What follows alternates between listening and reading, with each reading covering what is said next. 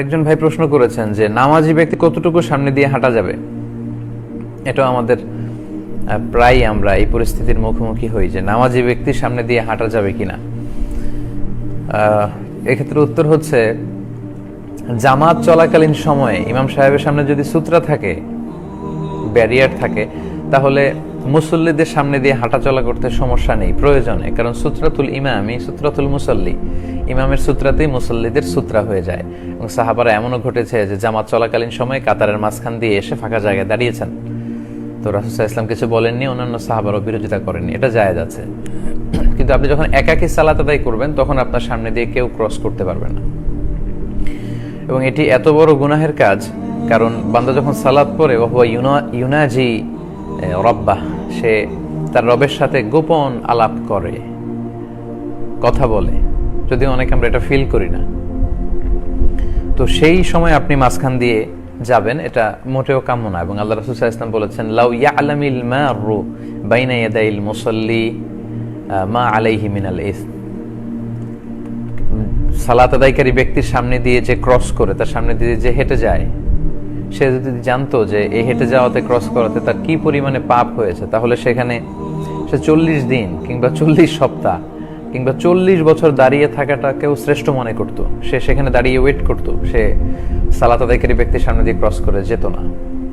তো এত বড় হুঁশিয়ারি দেওয়ার পরেও আমরা যদি এটা কেউ করে ফেলি, এটা ঠিক হবে না। বেখেয়ালে অন্যদিকে তাকিয়ে আছি, চলে গেলাম, সেটা ভিন্ন কথা। কিন্তু আমাদের মধ্যে অনেকেই দেখা যায় যে সালাত আদায় করছে, তার সামনে দিয়ে হেঁটে যাচ্ছি, এটা যেন আমরা কখনো না করি। তো ভাই প্রশ্ন করেছেন যে কতটুকু সামনে দিয়ে যাওয়া যাবে। এক্ষেত্রে দুইটি মত আছে। একটি মতামত হচ্ছে সিজদার জায়গা যদি সূত্রা কেউ দেয়, প্রথম কথা হচ্ছে কেউ যদি সূত্রা দিয়ে সালাত পড়ে, তাহলে সূত্রার বাইরে দিয়ে আপনি যেতে পারবেন, সূত্রার ভেতর দিয়ে আপনি যেতে পারবেন না, এক্সেপ্ট মসজিদুল হারাম, এরকম খুব ক্রাউডি জায়গা, যেখানে যেটা মাতাফ এবং মুসাল্লা একসাথে, তাওয়াফেরও জায়গা আবার সালাতেরও জায়গা, তখন সামনে দিয়ে গেলে সেটা ভিন্ন ব্যাপার। কিন্তু আমাদের মসজিদগুলোতে আমরা অনেক সময় যে ভুলটা করি, সালাত শেষে এমন জায়গায় সুন্নাহ পড়তে দাঁড়াই, তখন অন্যান্য মুসল্লিদের জন্য বের হয়ে যাওয়াটা খুব কষ্টকর হয়ে দাঁড়ায়। এটা কিন্তু ঠিক না।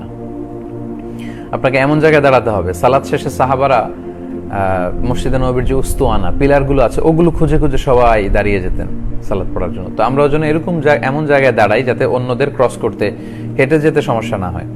অথবা এখন আলহামদুলিল্লাহ মসজিদগুলোতে ছোট ছোট সূত্রা পাওয়া যায়, সূত্রা নিয়ে যেন দাঁড়াই। তো কেউ যদি সূত্রা দিয়ে সালাত আদায় করে, তার সূত্রার ভেতর দিয়ে যাওয়া যাবে না। আর সূত্রা ছাড়াও যদি পড়ে, তাহলে তার সেজদার জায়গা পর্যন্ত যাওয়া যাবে না, তার বাইরে দিয়ে যাওয়া যাবে। আরেক বর্ণনায় আছে সালাসাতু আযরু, 3 গজ বা 3 হাত।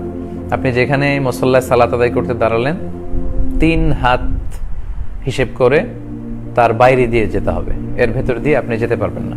এবং এটাকে আল্লাহ রাসূল সাল্লাল্লাহু আলাইহি ওয়াসাল্লাম এতটা শক্তভাবে প্রেসক্রাইব করেছেন যে কেউ যদি সূত্রা দিয়ে সালাতে দাঁড়ায়, আর এই সূত্রার মাঝখান দিয়ে কেউ যদি ক্রস করতে চায়, তাহলে ফালিয়াদফাহু, মুসল্লি যেন তাকে থামিয়ে দেয়।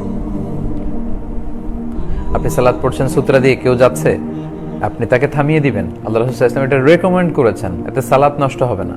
সে হয়তো বেখেয়ালে যাচ্ছিল, আপনি থামিয়ে দিলে সে বুঝে যাবে, এই পাপ থেকে সে বেঁচে যাবে। আবার যদি আসতে চায়, আল্লাহ রাসূল সাল্লাল্লাহু আলাইহি ওয়াসাল্লাম বলেছেন ফালিয়ুকাতিলহু, সেজন্য তাকে ধাক্কা মারে, সেজন্য তাকে অ্যাটাক করে। তো অ্যাটাক করার উদ্দেশ্য এই না যে আমি সালাতে পড়ে সালাত চলাকালীন অবস্থায় আরেকজনকে আঘাত করবো, ঘুষি মারবো না। এটা আল্লাহ রাসূল সাল্লাল্লাহু আলাইহি ওয়াসাল্লাম গুরুত্ব বুঝিয়েছেন এবং তাকে যেন আমরা আটকে দেই, এটা বুঝিয়েছেন। তো সম্মানিত ভাই, তাহলে কতটুকু সামনে দিয়ে যাওয়া যাবে? আমরা বলবো যে সূত্রা থাকলে সূত্রার ভেতর দিয়ে যাওয়া যাবে না, বাইরে দিয়ে যাওয়া যাবে। সূত্রা না থাকলে সেজদার জায়গা কিংবা অ্যাজিউম করে 3 হাত পরিমাণ জায়গার বাইরে দিয়ে আমাদেরকে যেতে হবে। আল্লাহ তাআলা আমাদের সবাইকে কথাগুলো বুঝার এবং আমল করার তৌফিক দান করুক।